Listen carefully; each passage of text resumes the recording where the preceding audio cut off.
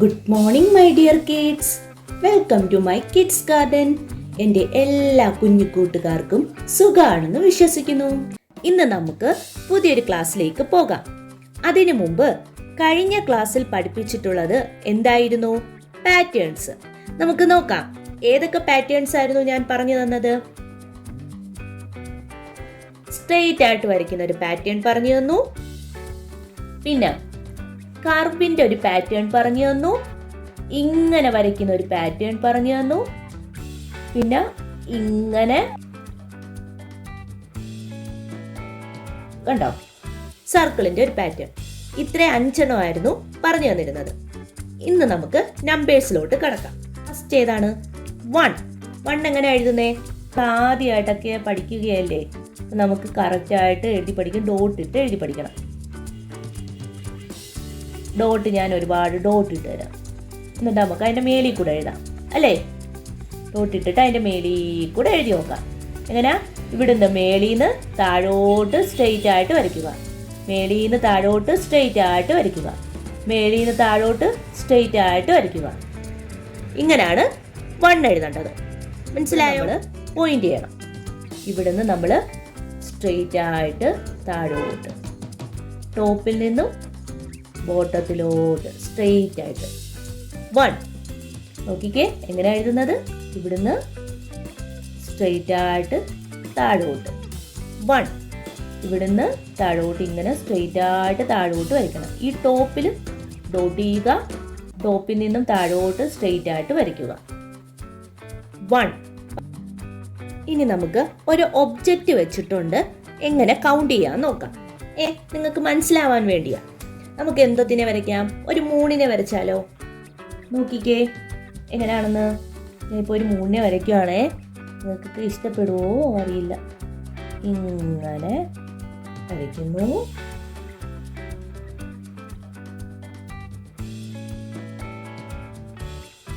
ഇഷ്ടപ്പെട്ടോ നിങ്ങൾക്ക് എൻ്റെ മൂണിനെ? ഇഷ്ടപ്പെട്ടോ? ഇതെന്താണ്? ഇത് എത്ര എണ്ണം ഉണ്ട്? 1 അല്ലേ ഉള്ളൂ. അപ്പം നമ്മൾ എങ്ങനെ കൗണ്ട് ചെയ്യും? 1 അല്ലേ? 1 മൂൺ, ഒരു മൂണേ ഉള്ളൂ.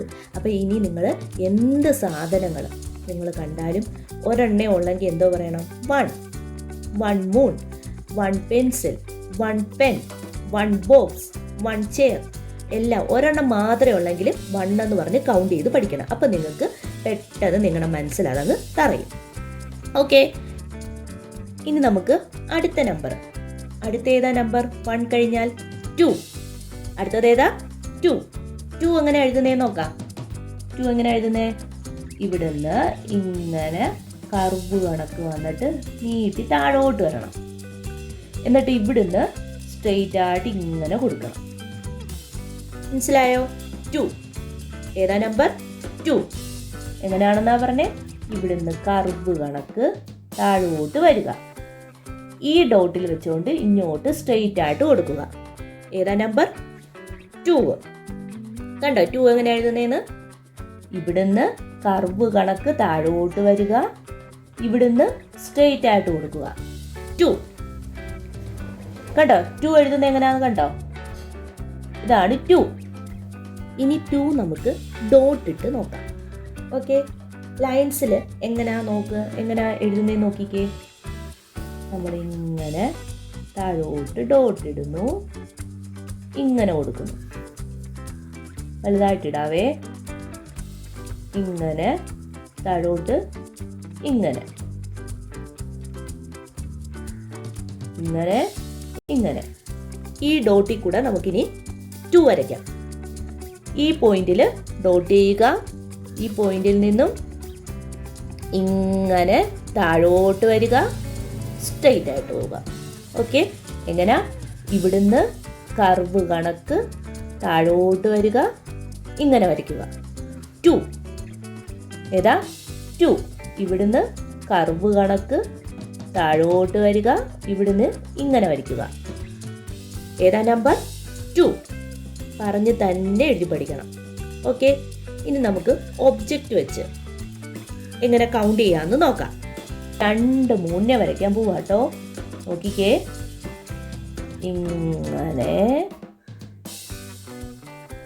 ഇങ്ങനെ. അതുപോലെ ഇവിടെ.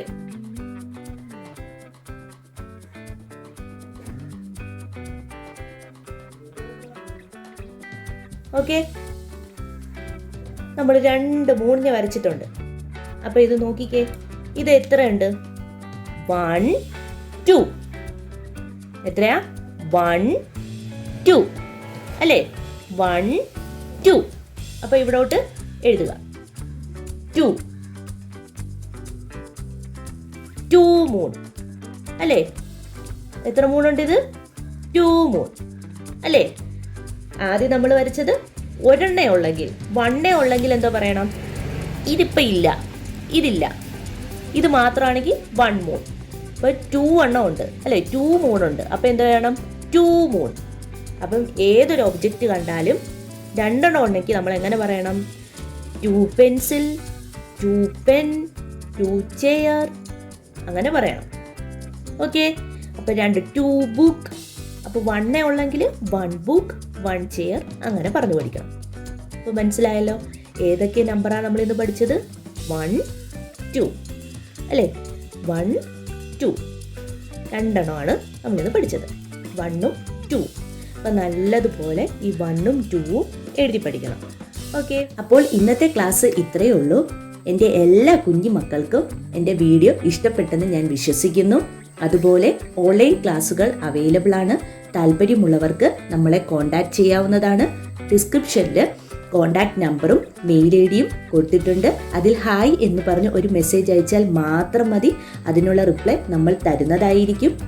നിങ്ങൾക്ക് ഈ വീഡിയോ ഇഷ്ടപ്പെട്ടിട്ടുണ്ടെങ്കിൽ ലൈക്ക് ചെയ്യുക, ഷെയർ ചെയ്യുക, സബ്സ്ക്രൈബ് ചെയ്യുക. Okay, bye, thank U.